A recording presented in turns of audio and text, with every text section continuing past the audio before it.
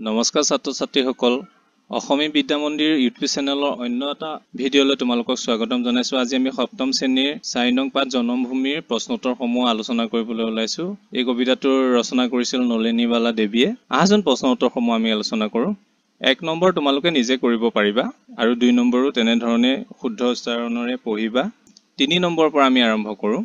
3 number কবিয়ে কাৰ কোলাত প্ৰথমে চকু মেলাৰ কথা কৈছে? উত্তৰ কবিয়ে আই অৰ্থাৎ জনমভূমিৰ কোলাত প্ৰথমে চকু মেলাৰ কথা কৈছে। কবিৰ ভাগৰুৱা আত্মাই কোন ঠাইত শেষ জিৰণি ল'বলৈ ইচ্ছা প্ৰকাশ কৰিছে? উত্তৰ কবিৰ ভাগৰুৱা আত্মাই জনমভূমিৰ ছায়াত শেষ জিৰণি ল'বলৈ ইচ্ছা প্ৰকাশ কৰিছে। কবিয়ে পক্ষী হৈ ক'ত বাহ ল'ম বুলি কৈছে? উত্তৰ কবিয়ে পক্ষী হৈ ওখ বিৰিখত বাহ ল'ম বুলি কৈছে। কবিয়ে হিমালয় পৰ্বতৰ ক'ত আৰু কি হৈ ৰ'ব বুলি কৈছে? উত্তৰ কবিয়ে হিমালয় পৰ্বতৰ শুকুলা টিঙত গৈ মানসী বিলত ফুল হৈ ফুলি ৰ'ব বুলি কৈছে। প্ৰশ্ন 4 উদাহৰণত দিয়াৰ দৰে কবিতাটোৰ পৰা অন্তমিল থকা শব্দবোৰ বাছি লিখা। উত্তৰ উদাহৰণ পুৱাত সন্ধিয়াত। উত্তৰ পুৱাত সন্ধিয়াত, কোলাত ছায়াত, বিৰিখত গীতত, জেউতি আৰতি, বিলত চৰণত, বুকুত ওঠত। তলৰ শব্দবোৰৰ অৰ্থ মিলাই লিখা। 5 নম্বৰ প্ৰশ্ন। উত্তৰ মই অৰ্থবোৰ মিলাই লিখি দিছো উত্তৰটো। পক্ষী চৰাই, শীতলী চেঁচা শীতল, সোণোৱালী সোণবৰণীয়া, মৰম চেনেহ, প্ৰথম আদি, টিং পৰ্বতৰ আগ বা ওখ ভাগ। প্ৰশ্ন 6 তলৰ কবিতা কেইফাকি গদ্য ৰূপত লিখা। সোণোৱালী মেঘ হৈ ৰঙা হাঁহি বিৰিঙাম খেতা পৰা দুখনি উঠত। উত্তৰ খেতা পৰা দুখনি উঠত সোণোৱালী মেঘ হৈ ৰঙা হাঁহি বিৰিঙাম।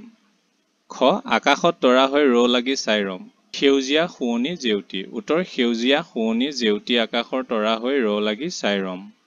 প্ৰশ্ন 7 পাঠত থকা জনমভূমি কবিতাটোৰ মূলভাৱ লিখা। প্ৰিয় ছাত্ৰ ছাত্ৰীসকল এই মূলভাৱটো প্ৰায় পৰীক্ষাত আহি থাকে, তোমালোকে এইটো লিখি লৈ ধুনীয়াকৈ মনত ৰাখিবা।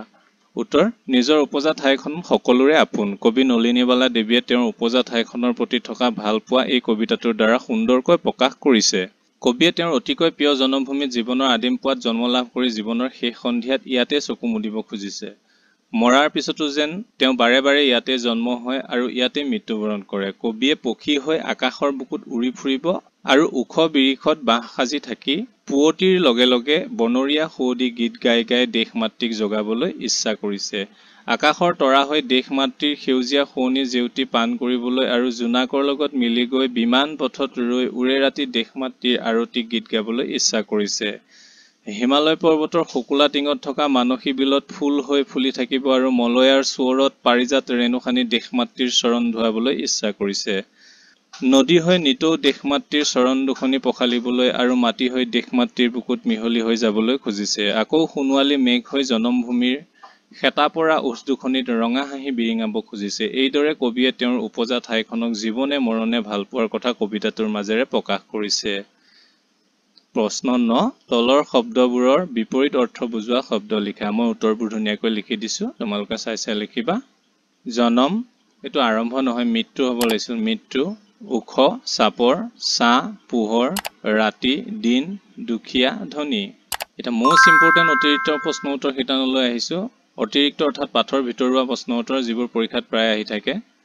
1 নম্বৰ জনমভূমি কবিতাটোৰ ৰচক কোন? উত্তৰ জনমভূমি কবিতাটোৰ ৰচক নলিনীবালা দেৱী। 2 কবিয়ে জীৱনৰ শেষ সন্ধিয়াত ক'ত চকু মুদাৰ কথা কৈছে? উত্তৰ কবিয়ে জীৱনৰ শেষ সন্ধিয়াত জনমভূমিৰ কোলাতে শুই চকু মুদাৰ কথা কৈছে। 3 মৰাৰ পিছত কবিয়ে ক'ত ঠাই পাবলৈ ইচ্ছা কৰিছে? উত্তৰ মৰাৰ পিছত কবিয়ে পুনৰ চেনেহৰ জনমভূমিৰ শীতলী কোলাত ঠাই পাবলৈ ইচ্ছা কৰিছে। 4 কবিয়ে পক্ষী হৈ কি কৰিব খুজিছে? উত্তৰ কবিয়ে পক্ষী হৈ আকাশৰ বুকুত উৰি ফুৰিব খুজিছে আৰু ওখ বিৰিখত বাহ সাজি থাকি ৰাতিপুৱাৰ লগে লগে বনৰীয়া সুৱদী গীত গাই দেশ মাতৃক জগাবলৈ ইচ্ছা কৰিছে। 5 নম্বৰ কবিয়ে তৰা হৈ কি চাই থাকিব খুজিছে? উত্তৰ কবিয়ে তৰা হৈ আকাশৰ পৰা জনমভূমিৰ সেউজীয়া শুৱনি জেউতি চাই থাকিব খুজিছে। প্ৰশ্ন 6 কবিতাটোত কাৰ আৰতি কৰাৰ কথা কোৱা হৈছে? উত্তৰ কবিতাটোত দেশ মাতৃৰ আৰতি কৰাৰ কথা কোৱা হৈছে। প্ৰশ্ন 7 জোনাকত মিল হৈ কবিয়ে কি কৰিব খুজিছে? উত্তৰ জোনাকত মিল হৈ কবিয়ে বিমান পথত ৰৈ থাকি উৰে ৰাতি দেশ মাতৃৰ আৰতি কৰিব খুজিছে। প্ৰশ্ন 8 কবিয়ে ক'ত ফুলি ৰ'ব খুজিছে? উত্তৰ কবিয়ে হিমালয় পৰ্বতৰ শুকুলা টিঙত গৈ মানসী বিলত ফুলি ৰ'ব খুজিছে। প্ৰশ্ন 9 কবিয়ে কিদৰে দেশ মাতৃৰ চৰণ ধুৱাব খুজিছে? উত্তৰ কবিয়ে হিমালয় পৰ্বতৰ শুকুলা টিঙত গৈ মানসী বিলত ফুল হৈ ফুলি ৰ'ব খুজিছে আৰু মলয়াৰ চুৱৰত পাৰিজাত ৰেণুখানি দেশ মাতৃৰ চৰণ ধুৱাব খুজিছে। প্ৰশ্ন 10 কবিয়ে নদীৰ ৰূপ লৈ কি কৰিব খুজিছে উত্তৰ কবিয়ে নদীৰ ৰূপ লৈ দেশ মাটিৰ দুখনি চৰণ নিতে পখালিব খুজিছে প্ৰশ্ন 11 কবিয়ে মাটি হৈ ক'ত মিলিব বুলি কৈছে উত্তৰ কবিয়ে মাটি হৈ দেশ মাটিৰ বুকুত মিলিব বুলি কৈছে প্ৰশ্ন 12 কবিয়ে দেশ মাটিৰ হেতা পৰা দুখনি উঠত কেনেদৰে হাঁহি বিৰিঙাব খুজিছে উত্তৰ কবিয়ে সোণোৱালী মেঘ হৈ দেশ মাটিৰ হেতা পৰা উঠ দুখনিত হাঁহি বিৰিঙাব খুজিছে প্ৰিয় ছাত্ৰ-ছাত্ৰীসকল এই পাঠটোৰ প্ৰশ্ন উত্তৰ ইমানতে শেষ হৈছে অন্য এটি পাঠৰ প্ৰশ্ন উত্তৰলৈ শীঘ্ৰে আমি তোমালোকৰ ওচৰলৈ আহি আছো তেতিয়ালৈ চেনেলটো সাবস্ক্ৰাইব কৰি বেল আইকনটো বজাই দিবা লগতে লাইক আৰু শ্বেয়াৰ কৰিবলৈ নাপাহৰিবা আজিলৈ আহিছো ধন্যবাদ